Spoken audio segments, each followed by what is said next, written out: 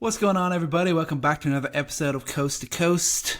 As you can see from Chris's background, we are going to be talking about the Portland Trail Blazers today. This is our team of the week. We've been watching all their games. Thankfully, we got to squeeze in an extra one, and it was worth it because they beat the Oklahoma City Thunder last night, which is obviously huge for them. But before we get into that, I do just have to say, we just have to start out this pod by saying we hopped on here last week and we talked about the Chicago Bulls. And a week has passed, and the Chicago Bulls are still top of the Eastern Conference. The Bulls have the best record in the East. And Chris, I'm a little bit disappointed you're not shouting it from the rooftops, but we will get into a little bit of them when we can. We're also going to talk Ja Morant, all the drama going on with him in Memphis right now. And we also have a little bit of discussion of the worst franchise in basketball. Do we have a new king? Have they taken over from the likes of the Nets and the Sacramento Kings? We're going to get into all that and more, but before we get into it, Chris, how you doing, man? I love that you started out with the Bulls. Listen, I'm never going to say it this early in the season, but I guess I will. I'm no longer cautiously optimistic. I'm just optimistic. And you know what? They've changed my mind. I'm all in. I'm all in for this team that I know still won't make it out of a first round of the playoffs. But listen, man, I know we're going to talk about it a little bit later on, but I'm doing good. I'm riding the high off of that comeback win they had against the 76ers. I mean, they're just such a fun team to watch right now. And in general, again, just the basketball product that we've been seeing this year so far, just been so good. Everything's been good. Most games have been competitive. The games that matter, a lot of guys that are developing in front of our eyes. And I think perfect place to start with it is even New York traffic is excited about NBA basketball right now. Listen, the Blazers. Let's just get right to it, man. The team that we were really curious to watch this season. I'm glad this was the first team that we ended up picking to have as our team of the week. Talking about competitive basketball, talking about players developing, talking about competitive games. I'm so glad we got that extra game in. I texted you at the beginning. I'm like, hey, someone's got to beat the Thunder. They're not going to go undefeated forever. And I got to expose you. You're like, we've been watching. They're going to go through their cold stretch. Not against the Thunder. And for sure, I got it. I didn't push back too hard against you, but dude, they did it. They They did did it, it. and I think just I mean, we I don't know where you want to start with them, but just capping off the week with a gutsy win against the NBA champs was just such a testament to, what this team has become this season so far. Yeah, like, and we just got the flavor really with these four games that we watched of who the Blazers are. They're a team that they're not quite there, but they're a team that are going to be a tough out for any team to beat in any given game. But they're going to play up to opponents, and then they're going to play down as well. Because in the games we saw, they tried to blow it against Utah. Utah weren't good enough to Yeah. take advantage. They go and beat the Nuggets, who we think are the second favorites after the Thunder this year. Then they lose to the Lakers, don't have LeBron, Reeves, or Doncic in their lineup. And then they go and beat the Oklahoma City Thunder. And I think that's a theme we're probably going to see a lot from this Blazers team. When the lights are shining brightest, I think they're going to step up and going to be really tough outs because the defensive intensity and stuff they play with. But in games where they should win, we're going to still see them just slip up there. Yeah, I think that's a great way to put it because, they're not good enough to not be fully who they are, and we'll talk about who they are in our little deep dive, but they can lose to the worst teams. And they've shown they can beat the best teams. Like their floor is really low, but their ceiling, as they've shown, has been pretty high, which is so encouraging. Um, and I think the most obvious thing to get to is just the defense. Let's start there because I think Mm-hmm. that is their floor. And I think when their defense is fully engaged, which besides really like one game, which is against the Lakers, which, it's kind of one of those games that you kind of just stash away, you forget about it because on the surface, it's pretty bad. You don't lose to a team without Luca, without Reeves, obviously, without LeBron. And I think you just honestly got to tip your cap to the Lakers. If we have any time to squeeze in what we've seen from them recently, they've been really surprisingly deep this season. They've had players Yeah. besides their main guys, and guys like Rui has shown that he's going to be a consistent rotation player. We've talked about Jake LaRavia, how he'll be impactful, and they all made their impact. They all came to win. It's the NBA. They're good players up and down, and kudos to JJ Redick for getting his guys ready to play without their stars, and they did. And the Blazers, you could kind of tell, didn't bring that same level of intensity. They could never really get in front. But besides that game, if we just scratch that game, this team defensively has been just an absolute terror. We thought they'd be a little bit reminiscent of what we saw from Houston last year. And not that that's gone away from Houston, but that similar style of play. And let's just talk numbers. They've been pressing more than anyone in the league. They've pressed on almost a quarter of all possessions, which is, if you watch the NBA, no one really is doing, like, more teams are doing it this year. If you look across the league, it's actually up more than double than what it's been last year. And I think that's a little bit what you've seen from the Pacers last season, their defense, how much that stemmed from just full court press.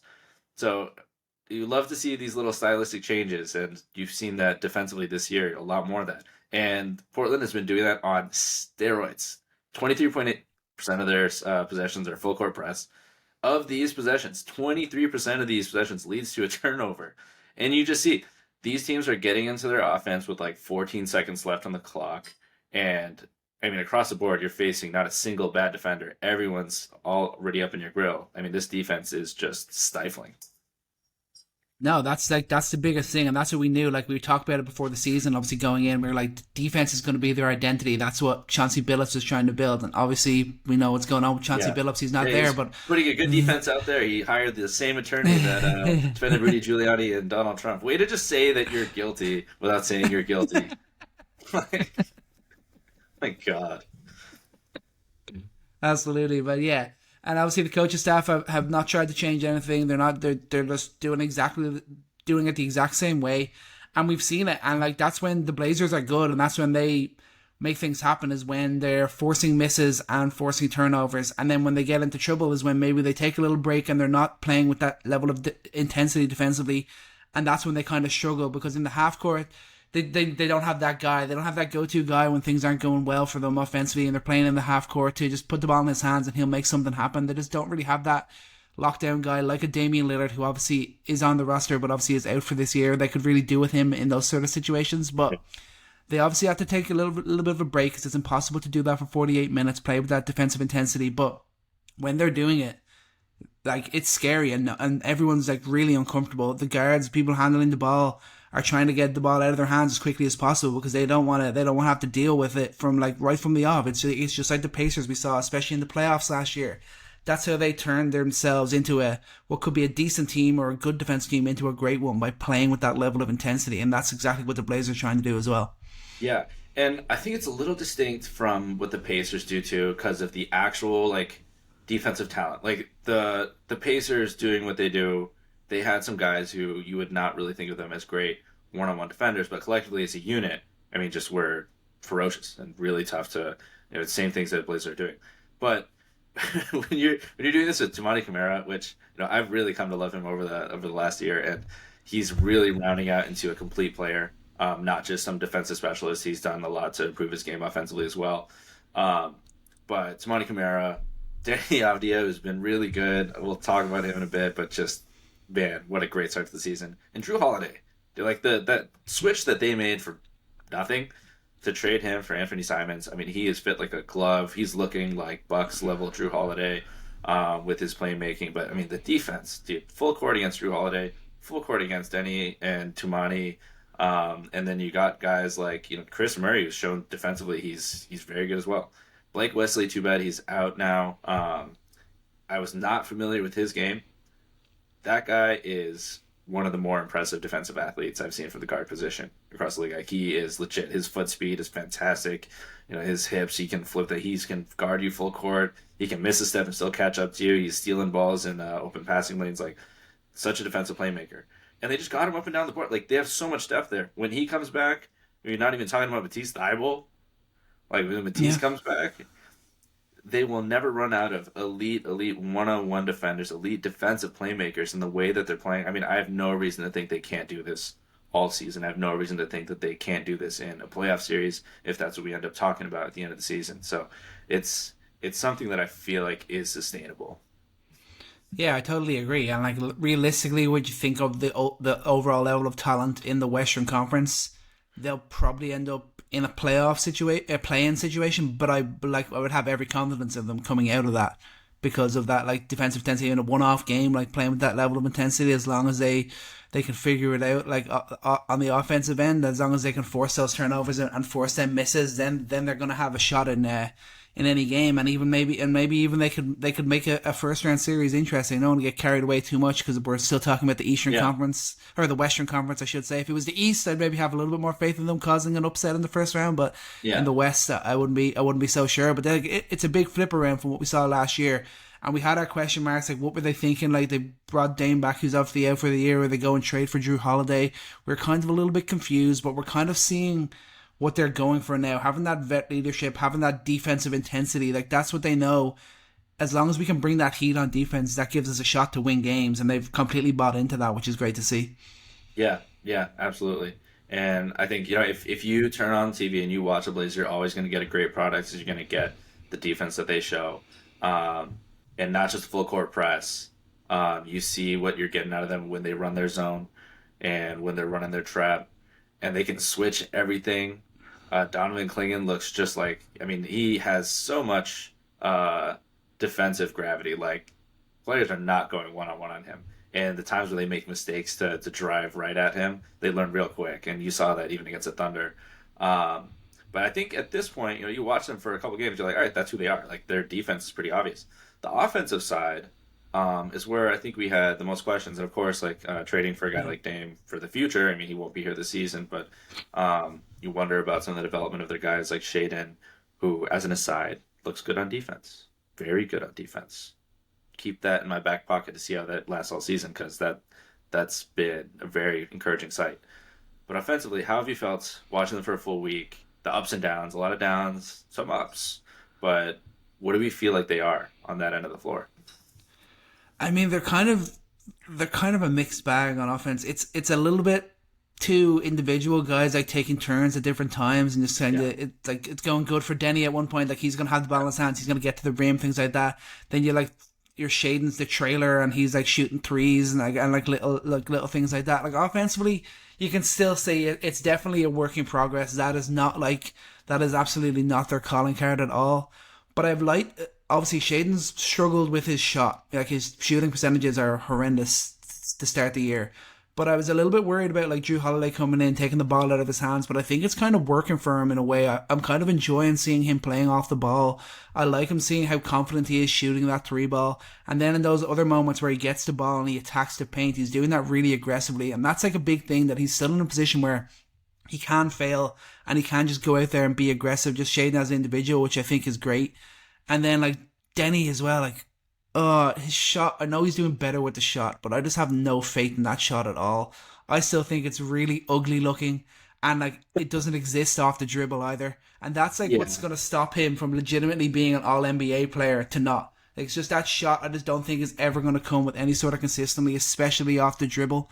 But in terms of just like a guy who you like having the ball in his hands and just enjoy watching play, like, Deni like really is just a really beautiful basketball player to watch. Yeah, I don't think that I'm too worried about the shot, to be honest with you. I don't think he needs to be like a shot creator necessarily. And shooting on this team is bad though. It's true. I don't trust him to create off the dribble. I hope that his shot, as a trailer, coming off screens, being a better off ball shooter is important, because I think as a whole, looking at this from the bird's eye view, you see a team that has a lot of ball handlers without a true primary creator. And I think they're trying to, piecemeal figure out their offense through each of these guys. And I don't think that's necessarily a bad thing. You see across the league, you want to have lots of guys, a lot of options to go to. They don't have this heliocentric model. And one thing that I can say about Avdija, I don't think he's going to be an elite three-point shooter. I don't think he's going to be an elite mid-range shooter, but he's an elite driver. He is an elite driver, and his patience operating the pick and roll as well has been impressive, and his ability to play make out of the pick and roll and off of his drives have been very good. And you see that he has great court vision on all this, and for a guy that can get it to the line at will, he shot 29% against the Thunder. He went 5 of 17. He went 1 of 5 from 3. And he still had almost 30 points. he would have had like a 40-point bomb if he had just shot normally. And he did all this from just driving, just attacking, attacking, attacking, a relentless attacker. And for a team that is really just trying to get into early offense, trying to get down the court, run, attack the paint, get a paint touch, kick, he is a really good engine for that. So I think that what I've noticed over this week is that the way that they can create offense consistently is when you put the ball in his hand and you really just let him go downhill. Obviously, defenses are going to start to adjust to that, but I've been really encouraged to see him as like a number one option for a team that obviously doesn't have a very good one, but I think that he's rounding out to being that level of player. Mhm. No, no, I totally agree. I really enjoyed. Like, obviously, he's always been a fun place, and it was very interesting when the Blazers made that move to get him from Washington, and just seeing him now, like, continue on from the good things that he was doing last year, and kind of almost, I guess they're in terms of the overall counting stats, it's like pretty similar, but it feels like he's kind of even up to the level from last year as well. Yeah, yeah, yeah. It's really surprising his handles too. He's not like herky jerky. He's not going to cross anybody up, but when he chooses an angle, he's there. And his ability to like gather and knife into the paint, and then slow down, like his ability to slow down his pace and get to those jump hooks, to get to those floaters, and to really like drop step and get around these big guys. Like he can play against smalls. Like you saw him play against your Cason Wallaces, your Shai Gilgeous-Alexanders. You can play against those guys, and their quickness did not deter him. And I think that was pretty surprising to me. To play against Oklahoma City, I expected him to have a little bit more struggles. Playing against Denver, not too surprised with him being able to get in the paint. Playing against Utah, playing against the Lakers, not a ton of quickness to maybe stop his drives. He can use his strength there, but you see his strength and his quickness on display. So I don't know, man. All Star.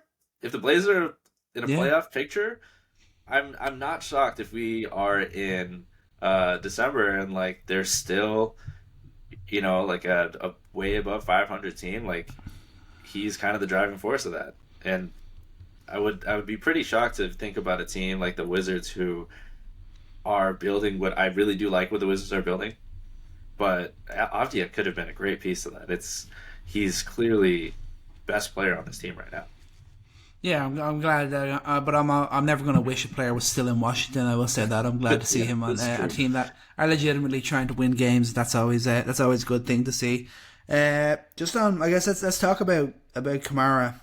Mm-hmm. I'm just like watching him has been obviously great defensively. Obviously, he was all defense last year, and you watch him this year, and you're just like, this guy is like still just he's just out there doing it without fear, which I think is great. He's still in a position where it's okay for him to fail on offense. He is by far not. He's not far away from being a legitimate offensive threat in any way. He's not a good shooter. He's a fine like driver, cutter, like dunker, those sort of things. He's got really got any calling card on offense, but he's just shooting without fear, which I think is great. Like we saw in that Lakers game, like he put up 11 triples. He only made I think 2 or 3 of them, but it was good to see him being able to do that, and it's great for I think his development that he's still in a position where it's okay for him to fail. It's okay for him to be confident without being successful, and I think like you hope that that's going to stand to him moving forward, and you hope that he continues to push on. Like what I'm going to be watching over the next year or two is kind of does he push into the realm of your Aaron Gordon, OG Anunoby type, or does he like slump back closer to like a Matisse Thybulle sort of type? Because defense is his calling card, but it's just finding that way to also be an impactful offensive player, which they'll need when they're actually getting up to being a team that are looking to compete in the playoffs. Yeah, yeah, I think that shooting confidently is huge, and I don't think you need him to be very impactful offensively to really feel his impact on the game. And Yeah. if he can literally do what he's doing now, and keep improving that shot, I think he's been great. He's been had great feel for being a cutter. He's had great feel for rising from the corners and shooting above the break three. That I don't think you expected him to start to do this season, but he's done it a little bit more. He's not just held into the corners as a shooter. And the shot looks good. He's got high release, not too slow. Spin on the ball looks good. I mean, everything about the shot tells me that he's been improving. But I mean, the defense is just so impressive to me. Like not only like the shot blocking, his ability to cover full court, his ability to cover every position at times, especially with how small the NBA plays these days. Obviously, he's not going to be the world's best back to the basket defender, but he did it on Jokic a couple times. Gave him some fits. Um, but his ability on that end to switch, to play weak side, rim protection, and being one of the best in the league at taking charges, like he just really does it all. Um, but yeah, he's been exciting. How about I do want to also give a shout out to Jeremy Grant, Yeah. like the NBA's forgotten player, like, the guy who everyone's like, you want to be the best player in Detroit? Haha. Played pretty decent, but then kind of lost a little bit of what he was known for his all around play, his defense, and being that kind of guy. And he's really come around in a big way for them. I mean, just to the offense, talking about this team having not a true primary option, but he's been a great secondary option. Him and Drew Holiday.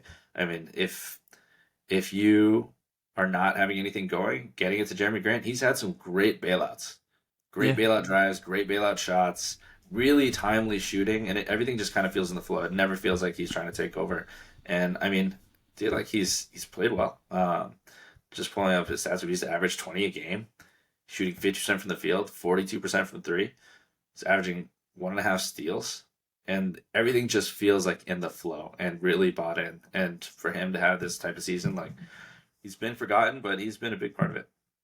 Yeah, no, it's great to see, and obviously, like he as a player, for a minute there, like he felt like the Blazers were maybe his team, and obviously it didn't last too long, and now he's kind of more in like a sixth man role. But the fact that he's completely bought into that is like so huge for Portland. Like he's been so key. He's hit some big shots at big times already this season. I think if he continues to be committed to being that sixth man, basically, I think that like that's huge for this team. Yeah, yeah. And there are moments like just thinking about it collectively, offensively, moments in the game, and I think OKC is such a perfect study of like what makes his team potentially good on offense is that they couldn't bog down on one guy. Like they're the collective offense there, they're constantly screening, rescreening. You don't know where the attack is going to come from. As soon as Deni gets a paint touch, it's going to kick out, and then that's when Jeremy Grant is he attacking the basket? Is he taking a shot?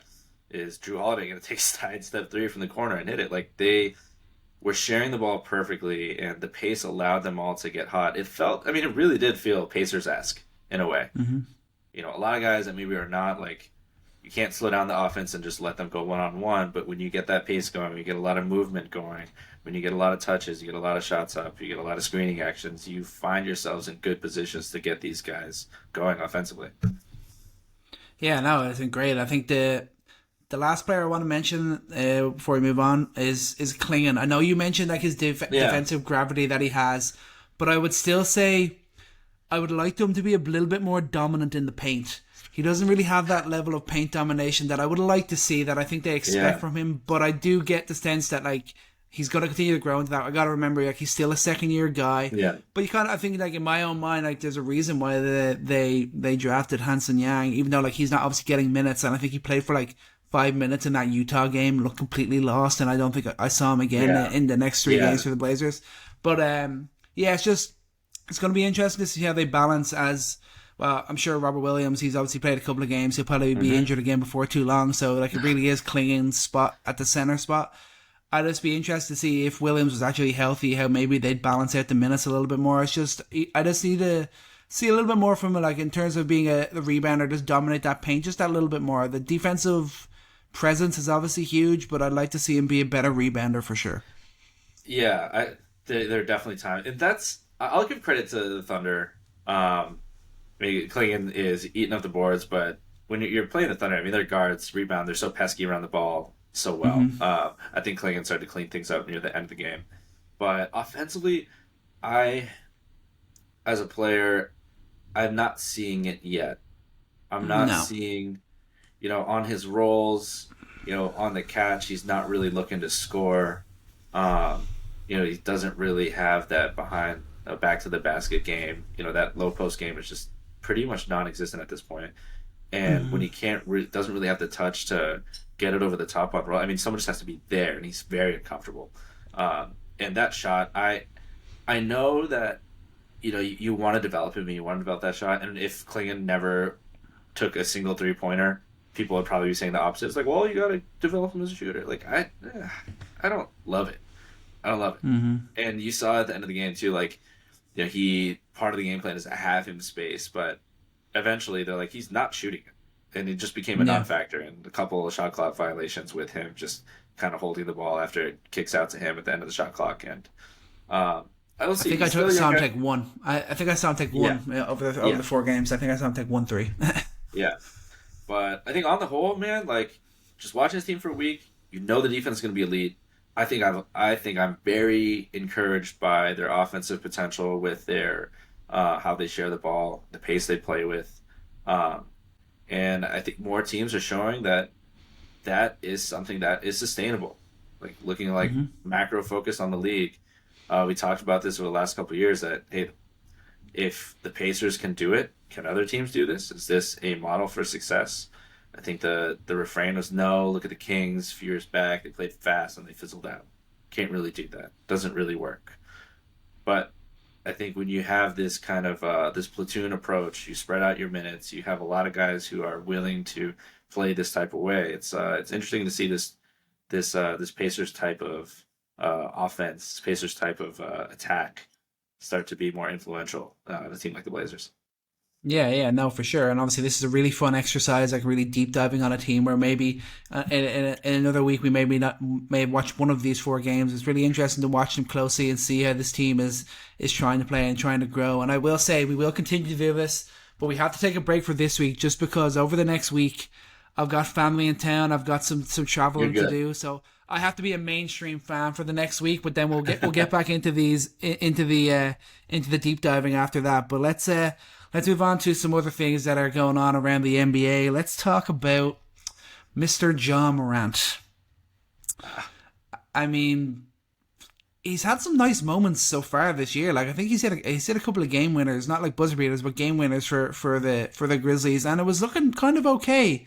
But obviously they're still pretty injured, and it's Jazz having their struggles. But it just like as much as everyone wants to talk positively, and much as everyone's like, no, the Grizzlies are not going to trade him. They believe in John Morant, but I think the idea of John Morant, of what he might have been and what he could have been as this high octane athlete guard, yeah, then you want to buy into that. But what he is now, I can't buy into it anymore.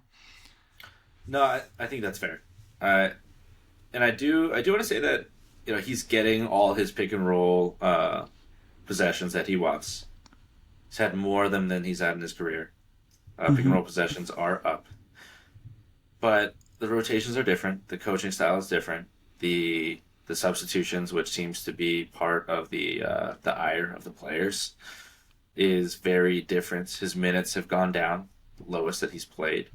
Um, and I do want to also say, just in terms of how the substitutions have gone, he's only played 15 minutes per game alongside Jaren Jackson Jr. So your 2 cornerstone guys, your 2 max players, the 2 guys that you theoretically would want to maximize each other's talents. It's typically how you want to have team building go. Have not really had a chance to do that too much. A lot of it, even through the course of the last 2 years, because of injuries, because of his various absences, not had that synergy that you've wanted to see from your guard and your big that you would want to have from a championship level team. And that just to say that I think there's more to this than just all right. We've seen what we need to see from Ja. I think that's pretty much it. I think there's going to be some growing pains with this new team. There's new faces here. There's a new coach. I feel more optimistic than you do. I think in terms of where this goes, and I think it's just because you have to. Like Because they're your Grizzlies, baby. but I mean, it is frustrating to see like he hasn't had an evolution from like the shooting perspective. I don't think he'll ever be a great shooter. You see that off ball he's not been as active. You've not seen him be as great of a cutter. You've not seen him be bending the defense a little bit with his movement, a little bit more standing around when he doesn't have the ball in his hand. And again, is that just an early season thing? I think that so many things early in the season, as we're trying to look for stories to talk about, take hold of the media for a week and then they go away. I think that in this case, I'm not worried about it. Like he had a little thing with the coach He said what he shouldn't have said, and he's said worse before, and it's gonna be okay. Like they're going to figure it out. They're gonna work it out with the coaching staff, and this is gonna blow over in a month. All it takes is winning some games.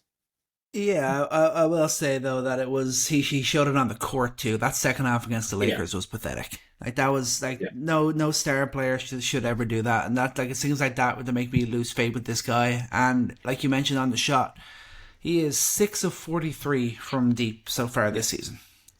Really, really, really bad. And like obviously we still are gonna have struggles with how much games he's gonna miss and things like that. Uh, he's only had like 11 30-point games over the last 3 seasons, including this one. Like, you think about the guys who have had like twice that, like guys like Franz Wagner and other players like that who had more than that just last season. Like he's just not at that star peak level anymore, and I just don't see him getting ever close back to it. I totally respect that Memphis are like locked in and say we don't want to trade Ja Morant. He's our guy because he does a lot for the community in Memphis. He's like a big piece of everything, and they're gonna fight tooth and nail for everything they can to make sure Ja Morant stays in Memphis isn't happy. This is a small market team. They don't like think about like how long it was between like the Marcus Gasol Grizzlies before they got Ja, before they were back and people believed in them again. They know that these guys don't come along very often for them, and they're gonna do all they can to fight tooth and nail to keep Ja Morant as the face of this franchise, and I totally respect that, and they're right to do that. But just like the idea on paper of Ja Morant and Jaren Jackson Jr. feels like a perfect combo to build around. You just don't believe fully that either of them can really be that elite number one option, and that's where the ultimate problem lies with the Memphis Grizzlies. Because I know they're losing games now. I think they're now 3-6, but they've got a lot of injuries. This roster isn't all together. They haven't got the starting rotation or the starting or the all the rotations are not what they want this to ultimately be. So there's going to be a lot of growing pains until they get everyone back healthy. I just think the idea of their duo is not what it was maybe when we looked at this team like 3 years ago maybe. Yeah, yeah. No, it's true. It's true, and that's we've mentioned it recently, and I think it still holds true. I mean, the long term concerns are still there, and the money is there through 27, 28. And unironically, the money for the stadium is also there through that same timeline. That's got to be a big consideration. You know, Mm-hmm. this team, the city loves this team. The city loves Ja Morant. The city has dealt with the Ja Morant saga and still embraces him. And I think this is part of just who he is. Part of like he is an expressive person. I think that's just how he interacts with coaching, and I think he'll accept it, and I think he'll move on. But I mean, it's true. I mean, looking across the league, I mean, where does he rank as a point guard? Is he a top 10 point guard? Is he top 15 point guard? Maybe. He's got a Like long way to that's go to like come back. that's where like I'm thinking of like I feel like you could name like a lot of point guards that you're going to take over him. Like you've got Shea, Luca, put Austin Reeves in there too, Jalen Brunson.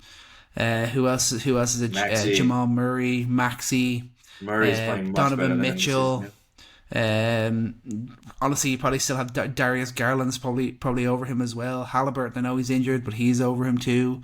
Like I'm probably Austin at this stage, I'm Austin probably Reeves. taking I'm probably taking Drew Holiday over him right now as well. Like and like there's just so many guys around the league that I feel like I could put above him as a point Yeah, guard right now, which is so sad because like that run that they went on, that first run in the playoffs when we really like when they were your boys and you were like all in on these Grizzlies, like you were talking about Ja Morant as probably a top 3 point guard at that time. yeah, 100%, 100%. And you're talking about him as like one of the next faces of the league. Mm-hmm. And I mean, to that point, when people start like churning up the trade machine, who's trading for him? I think No maybe idea. that the team that thinks that they can turn things around with him, um, that a new change of pace. But it's not like he hates being in Memphis. I think like he hates it right now. He's not having fun right now. But does that dramatically change in a new scenery? Do the Miami Heat I'm not really so think sure. that he's a better option than Tyler Hero? I don't know. Maybe. Do the Suns and the Kings really get that irresponsible to make a move? Maybe.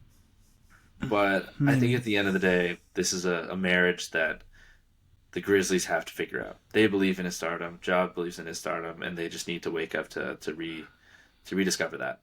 And I hope they do. I hope this is a season where they find that. No, no, that it would be great to see because, like you said, this team is embraced by the city and people like love the basketball in Memphis, and you hope that this is something we can bounce back to because obviously the Grizzlies were that like up and coming rambunctious team that we all kind of wanted to get behind just a few years ago. Yeah. Do we get more depressing here? Yeah, let's get more depressing and let's talk about a team that no one can get behind, not even a sponsor can get behind. And I feel bad for anyone who's a fan of this team. For a long time, we've talked about the worst franchises in basketball, and it's pretty much been pretty consistently. You're talking about the Sacramento Kings. Maybe you throw the Brooklyn Nets in there, just so what they've tried to do and how much it's blown up in their face. But it feels like right now that the New Orleans Pelicans want that label of being the worst franchise in basketball, and they're doing everything in their power to go and grab it. Can you think about another franchise that has more regret than they do? I mean, I think we just kick off with the most recent regret. It's well chronicled just how bad of a draft night trade it was for them to move up in the draft to get Derek Queen. Not because Derek Queen's not a good player. The fit is questionable, but what they gave up.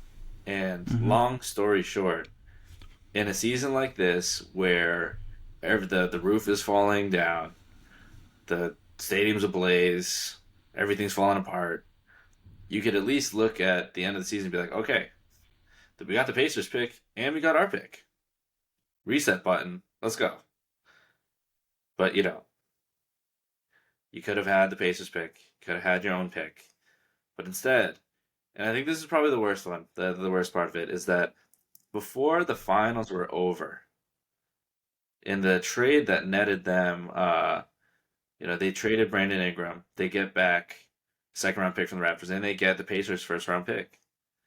They trade the Pacers their pick back so that they could draft in this season's draft for the 23rd pick. Out of the assumption that, okay, the Pacers are going to be like the best team in the East, they'll be like a even worse pick. Let's get ahead of it. But you never know what happens in the league. I don't know. Like, if you're at exact, like, you have to know that there's so much variance in like this draft class. While it was deep, was like very top heavy. And Derek, if that's your target, like, was he going to change your franchise? Like, there was nothing that you could have drafted outside of a Jokic, like a top 10 player, that would have justified like that level of asset mismanagement. And looking ahead to the end of the season, not having that pick and thinking what could have been, it's got to just make you sick. Yeah, no, absolutely. And funnily enough, the Pacers actually have a worse record than the Pelicans right Yeah. now. Which is pretty funny to say to think about. Obviously, they're 2-6 now. The Pelicans, like everything just looks awful. 27th in offense, 29th defense. Like it all just looks so bad. And like apparently, like they don't like have anything going. They have like no like promotional nights or anything going on this season. Like everything is just so negative around this team. Apparently, they're struggling to keep hold of sponsors and things like that. It's just so bleak. And like the worst thing about it all is they have the worst arena name I think in basketball, the Smoothie King Center. Like that just does not work. I know all these arenas are sponsored, but some of the names just really work and some of them really don't. And the Smoothie King Center, I think for me, has got to be the worst one. It's that's just the top of it. But man, I think that Zion's already out with hamstring injury. I think that it's Shocker. really close for Green to be out.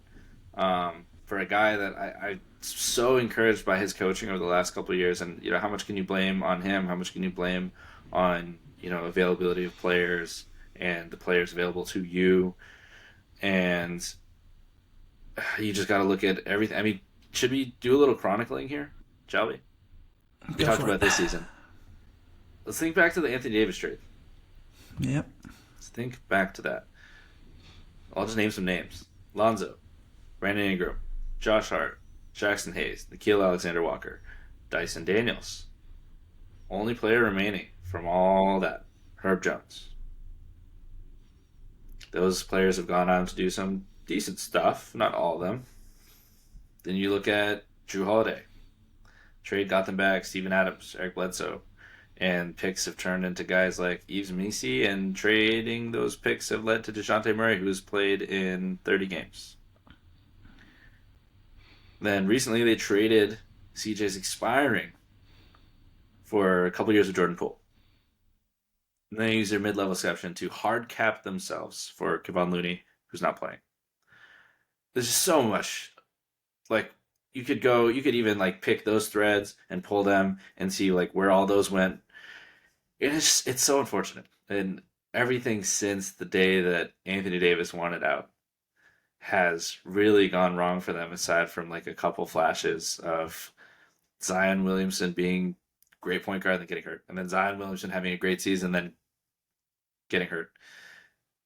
And you talk about like having to blow things out. Like, how can they blow things out? What are they even possibly going to do? No one's trading serious assets for Zion. It's just too many red flags. Like, you won't get much. And all these other guys are still on contract.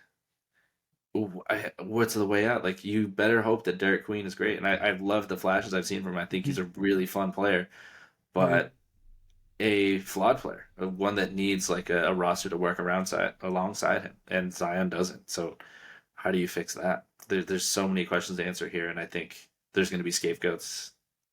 There will be very soon to be a big scapegoat. No, I mean, like you said, it was David Griffin, right, the previous GM, who just made such a mess of everything, and then they brought in Joe Dumars to just do the same thing. Like, he just come in to just make it into even more of a mess, make it even harder for the next guy that maybe comes along. Like, it is just the guy so... that Detroit was like, get him the hell out of here. What he did to this team. Yeah, it's just so bad, and like everything just feels negative. Obviously, they're in a position ownership wise where I think their owner passed away a few years ago, and now his wife is in charge, and I don't really like. It seems like she just doesn't really have any interest in this team, which is always tough. Like, ownership, I know it feels like it's not, and it's all down to GMs and stuff like that. The ownership of your team is an important thing, and the Pels just don't have that owner who's really gonna be able to want to do the right things in terms of getting this team in order. And like you said, like, the roster just makes absolutely no sense at all. Don't get me wrong, I've liked the flashes. Like I said, Derek Queen, Jeremiah Fears, flashes have been kind of nice. I mean, it's nice to see that, but... And then you can also go, oh, but what if Zion had been healthy? Like, he was meant to be the next LeBron James. But I think even if Zion had been healthy over these past few years, it would have been the case that it would have been another Anthony Davis situation. He would have been like, everything else around me is a shit show. I want out of here.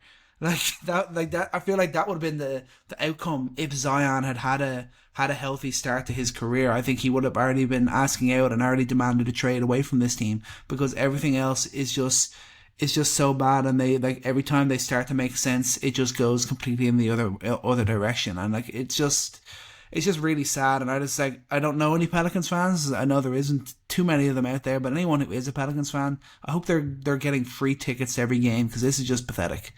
How can they sell tickets? Like, I don't know. Yeah. But I guess I think there's no reason to tank this season. You don't trade your guys right now. You continue to develop Trey Murphy, Herb Jones. You have two great wings there that could command a lot of value. You develop these young guys, try to keep it stable, let them get minutes, let them see what NBA competition is like, and just, if you can get in, if you can just compete, you can't lose 3 games by 30 points this early on. You just can't. It's just too fresh. You can't have had the whole off season and play like that. I think that's the thing. It's the vibes are just terrible, and I think the spotlight's on them. It's on them to fix it, and I hope that they do. I think that they got to play for Green. If they believe in Green, they'll play for him, and if they don't, then Green's going to be out here in the next couple of weeks. Yeah, it's tough to see that not coming to fruition. But yeah, just really dark in New Orleans right now, and I think right now they're definitely right up there when we're talking the worst franchise in basketball. Go for it. So we've seen this happen so many times. Green's gonna get fired, and there's always a post-coach firing glow up. We're gonna see him get fired, and then the Pelicans are going to go on this tremendous run. they're gonna win like 10 out of 15 games after Green gets fired, because you always see that happen. I guarantee it. I'll bet money on it. I don't know if it'll go. I don't know. I'm not sure about 10 out of 15. Maybe like Green gets fired and then Zion's healthy again, and then he's going on like averaging like 30 and 10 assists or something on a little run. I could see something maybe like that happening, but yeah, I don't know about 10 or 15 because this roster is very is very very weak. But yeah, before we finish up, let's talk positive things. Let's Yes. get positive before we finish out. We've been too negative on this podcast over the last 20 minutes. So yeah, let's go positive. Let's give out some awards. Young Buck of the Week and Player of the Week. Let's start with Young Buck. Who have you got?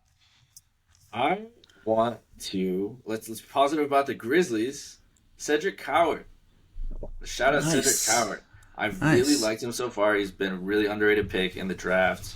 For a guy 6'7" with his size and strength, I've loved his offense so far. You thought maybe he'd just be like a kind of defensive guy this year, just kind of settle into the offense. He's been very quick in his decision making, quick release, very good shooter. And through 9 games, he's averaging 14 points, 5.4 rebounds, almost 3 assists a game.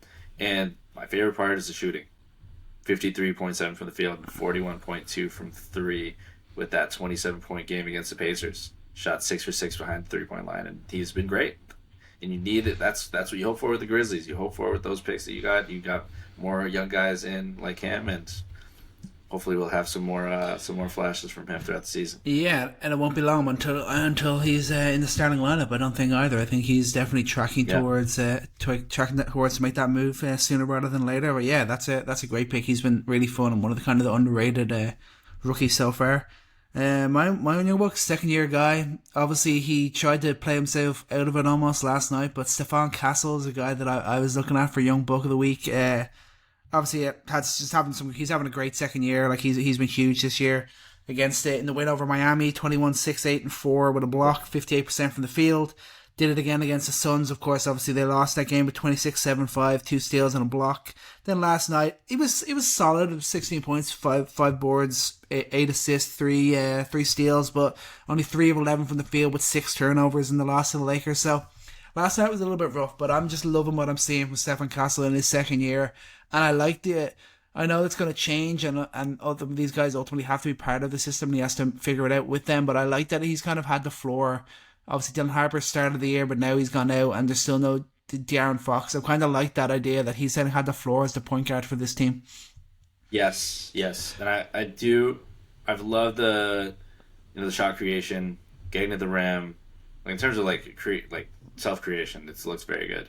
I just need to see him turn the ball over less. Yes, That's for sure, my only thing. It's been rough to see him do that, but I mean, he's a young point guard. It's going to happen. I think that things will get a lot easier as his role kind of reduces when Fox comes back, and he can just focus more on his offensive game and ease into that role as being a facilitator. But I mean, 19 points per game.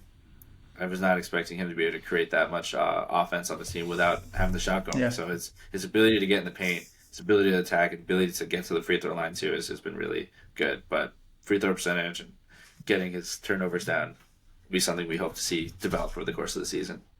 Yeah, no, totally agree. All right, Player of the Week. If we don't have the same answer here, I'm gonna be so mad at you, brother. Come on, who have you got?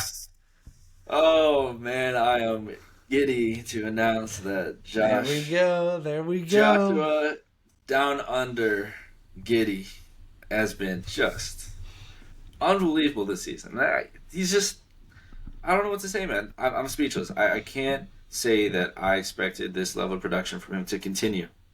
I mean, he's averaging 28 points per game over this stretch of this last week, 12.3 rebounds, 11 assists per game. He's averaging a near triple-double for the whole season so far.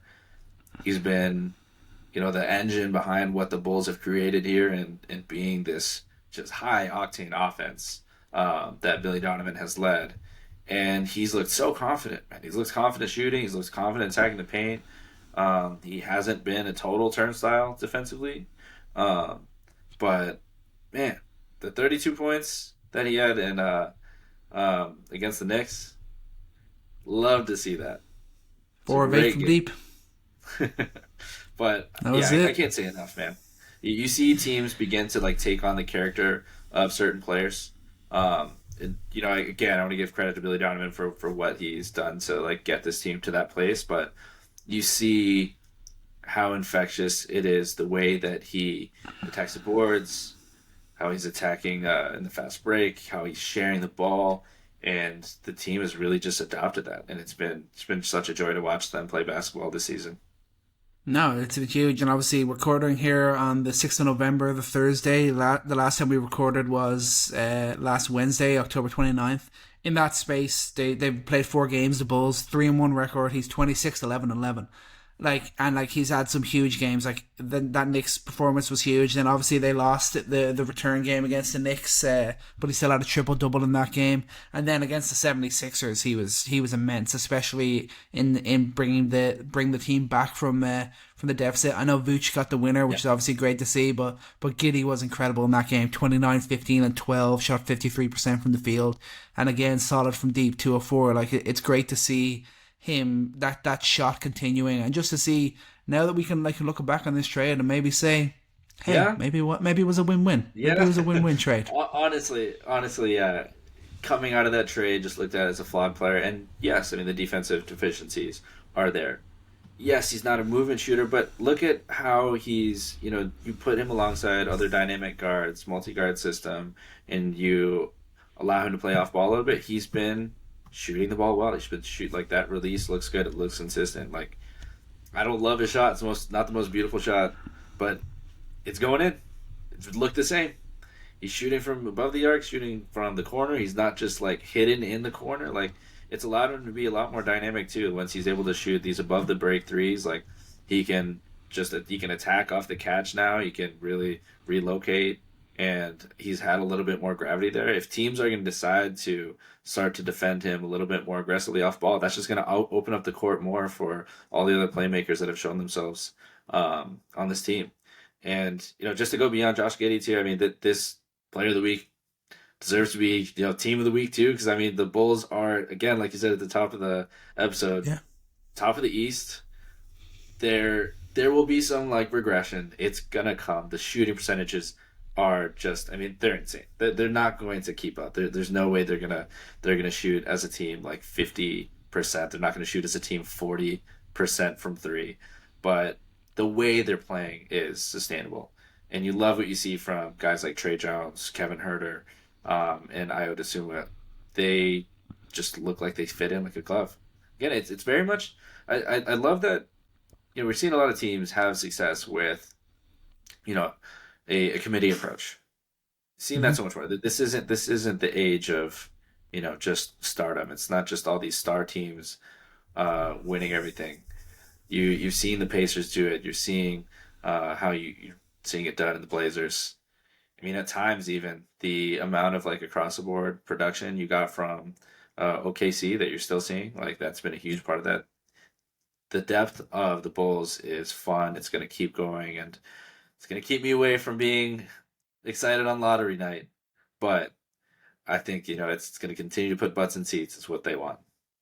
Yeah, man, and you wanna maybe like think about it. Be a team that maybe if you finish in the playing position or something, that could bring you good luck in the lottery draft. That's the way like things have been. That's the way things have been going. But yeah, playing team, man. Yeah, I know you want to like, and I like that you're saying that. Like that's what we love to see, and I'm so glad this start has happened. So I think it's nice that we can all give Billy Donovan some more recognition about what a good coach he is, because I think he was like so underrated when he did at OKC. And we were reminded of it when they had that hot start with Alonzo and the boys, and then obviously the injuries depleted that. But I'm glad we're seeing it again. And just like it's a great thing when the Knicks are winning in basketball, it's also a great thing when the Chicago Bulls are winning in basketball. It just makes everything feel more normal. It's great when these big market teams are winning games, and you just love to see it. And at this very moment, the Knicks and the Bulls are both winning games of basketball. They split a series last week. Like, we're in dreamland right here. It's all going so well. The vibes are great, man. The vibes are great. It's a little early. I'm sure it'll end at some point, but I'll enjoy it while it lasts. No, it's been amazing, and obviously, like you said, all you can hope for is that you're in these early stages of the season that it's fun and your teams are winning, and we're getting both that. And obviously, just truly amazing to see. Any final notes before we wrap up here?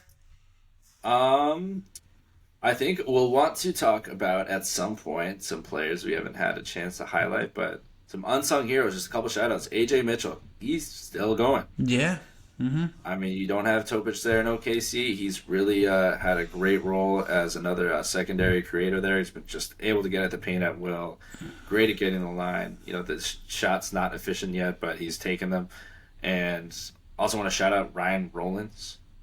The Bucks are without a primary point guard. We got to talk about him soon. We probably will. But, this guy who's just been on the fringes of rosters has found himself as the Bucks starting point guard. It's been very good for them. Very good creator. Very good defensively, and exactly that kind of diamond in the rough that the Bucks needed. So, shout out to these guys.